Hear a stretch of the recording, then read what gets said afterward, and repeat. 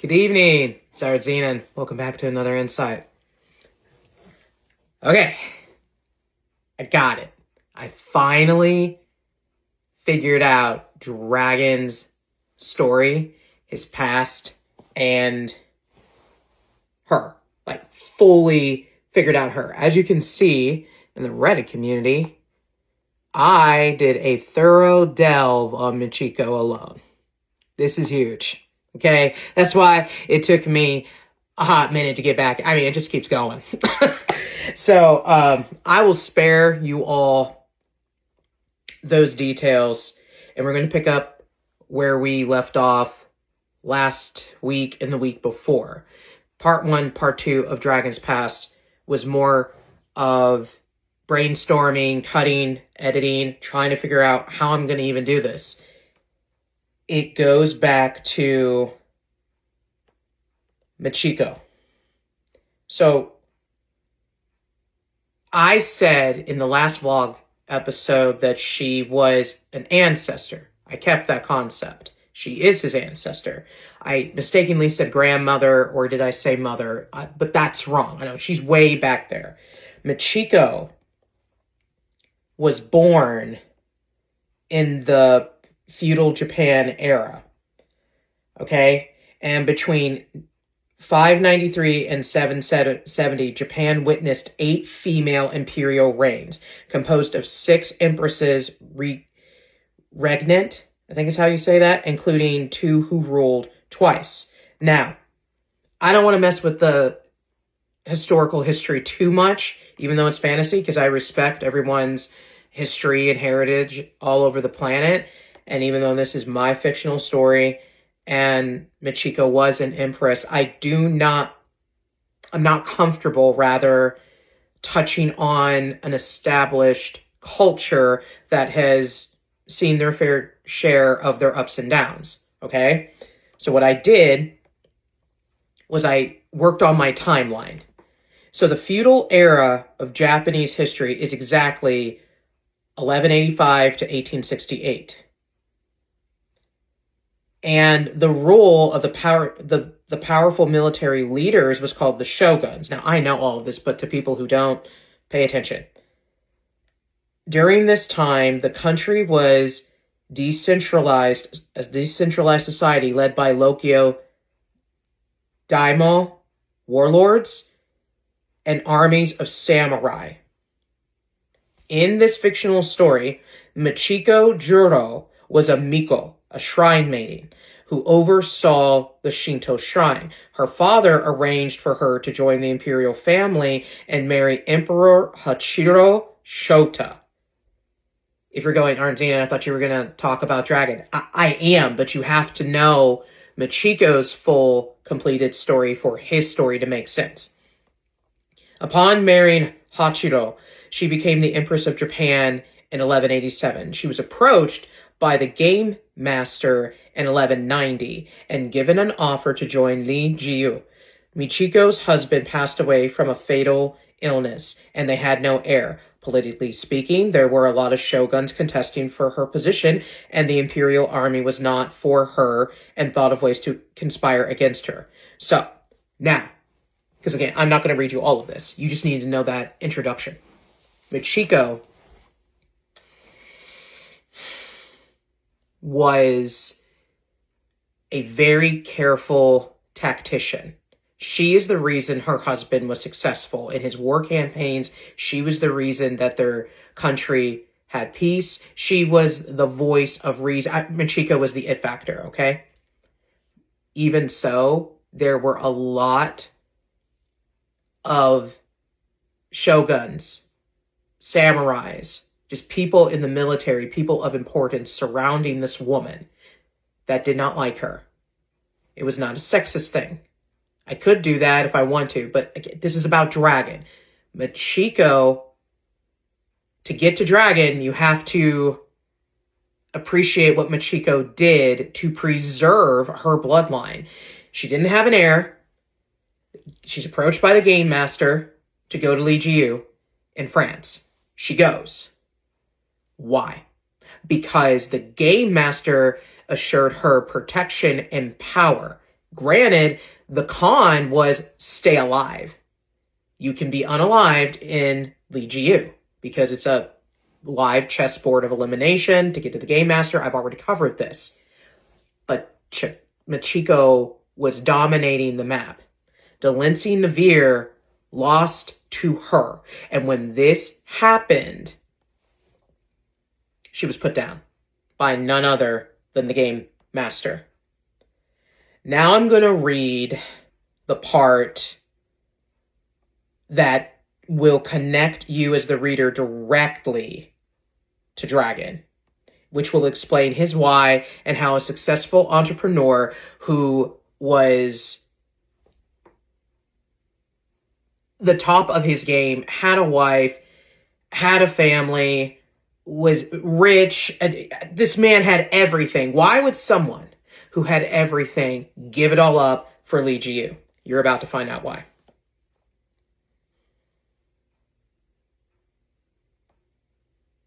The Game Master felt that she was too powerful. So she puts her down. No one hears of Michiko. She's known as the Forgotten Empress of Japan. No one was able to trace her after she went into Lee Ji-yu. No one found her body. Once she was eliminated in Lee Ji-yu, it's not like they returned her to Outer World. So, yeah, that's a problem. But before she passed away, she got up with her Joker. She married him in secret. They had a love child in secret. And she commanded him, her last order to the Joker of her deck was to take the child to Outer World, which he did. And I have in my notes here that the Joker left the child at it was a church where these nuns were at, and they saw the baby, but they didn't keep the baby. They did give the baby to a orphanage, but they did hold on to this child for quite some time. So that child grows up, becomes a successful man. He begots a son, and his son begot a daughter, who begot a daughter, who begot a son, and eventually we get to Dragon. It started with Michiko, though. But because the child was born in Outer World and the Game Master had no idea this had even happened, the child was protected. Several decades passed. None of the descendants of Michiko awakened to the fact that they were of royal imperial blood, as well as noble ranked blood in Lee Ji-yu. That all changed when the current descendant, Ujisato Mitsuharu, looked into his past. Not only was he able to trace his genealogical tree back to Michiko and discover that she was the Forgotten Empress of Japan, his PI was able to find the location of Michiko's territory in Lee Ji-yu in Nagasaki, Japan. There was 60 acres of land full of rubble and stone and a ruined castle with a flooded courtyard. It was there he and his PI found the letter buried in a cellar addressed to any descendant who would happen to find the sealed letter. Ujisato dismissed the PI, feeling it wasn't right for him to know what the letter said. The PI left him and went to stand outside while Ujisato read the letter of his ancestor. What he read left him in shock, awe, and volcanic. Despite the date on the letter and knowing his ancestor was long gone, Ujisato wanted vengeance for Michiko. To my son, my son's children, or their children, or any direct descendant of me, the former Empress of Japan, Michiko Shota, and now the unalived Queen of Deck Shota. If you're reading this letter, I am unalived and no longer living. The one who slayed me was the Game Master of Lee Ji-yu. To the one reading this letter, it is not my wish for you to find me like this, but if you are anything like me, you will want answers and want to understand why I, an Empress of Japan, would dare enter the insanity of the realm of Lee Ji-yu. I had my reasons. When I was in outer world, my husband had passed away, and I did not have the support of my court officials, the imperial army, literally no one. Everyone was plotting my demise, and it was only a matter of time before a samurai or a ninja found me. Lee Ji-yu was a means of escape, a place where I could hide and figure out what I wanted to do with my life. Now that I have lived in Lee Ji-yu for quite some time, I realize the error of my thinking and deeply regret trading my freedom for vain benefits steeped in blood. Please do not mourn me. I have committed terrible crimes in the eyes of my God. That is a lowercase g, by the way. Yeah, I may be a Christian, but I write realistic scenarios. Not every character honors Yahweh Jehovah, okay? She honored the Japanese God. I'm not endorsing that if you're a Christian and you're following my work, obviously. Why would I? But she did that. Hence is why it's a lowercase g, because the Alpha and Omega is capitalized, and Yahweh said there is no gods, and I know that to be true. I've done my homework, but you have to accept that this woman did not find Yahweh. She did not confess Yeshua Christ to be her Lord and Savior, okay?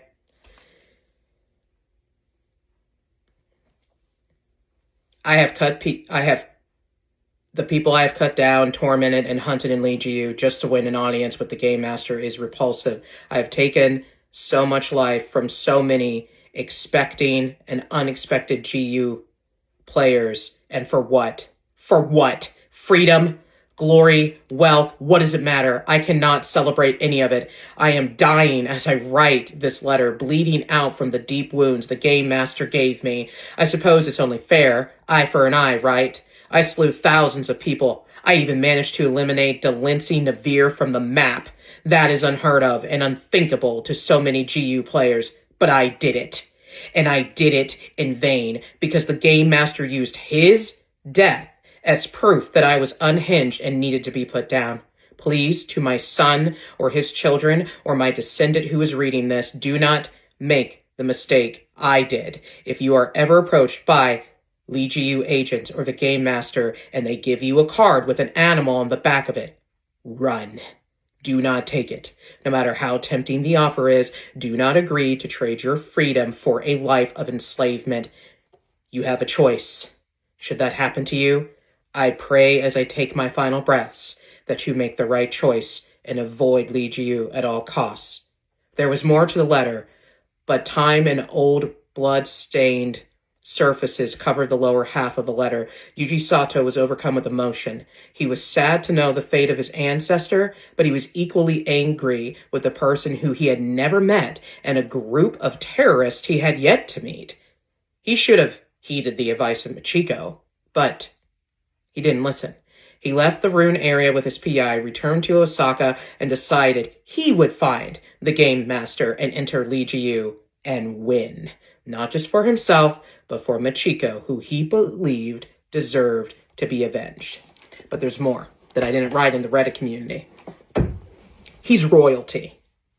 And now he knows for a fact that he's royalty. But he does not pursue his royalty in Outer World. He pursues it in Lee Ji-yu. And the idea was, I have this perfect life, but over here I can have all the women I want. I can have all the murder I want. I can have everything my heart desires in this place that my society would throw me in jail for. It was a tempting offer. Too good to be true. So he took it. And he did find the Game Master. And he approached her. The Game Master did not approach him. He approached the Game Master. When the Game Master asked, why do you want in to find me like this? This is unheard of. He flat out said, do you know a player, Red Crane? The Game Master stiffened, and then he leaned in real close and said, I'm the descendant. Technically, I'm your property, right? Because there were other letters that was explaining those topics. So the Game Master allows this. I'm out of time. Again, I only get you all for 15 minutes, but I will be dropping another video to further yet expand on to how Dragon built his name and his presence in Lee Ji-yu. Thanks for listening. I'll see you in the next update. Much love. Bye.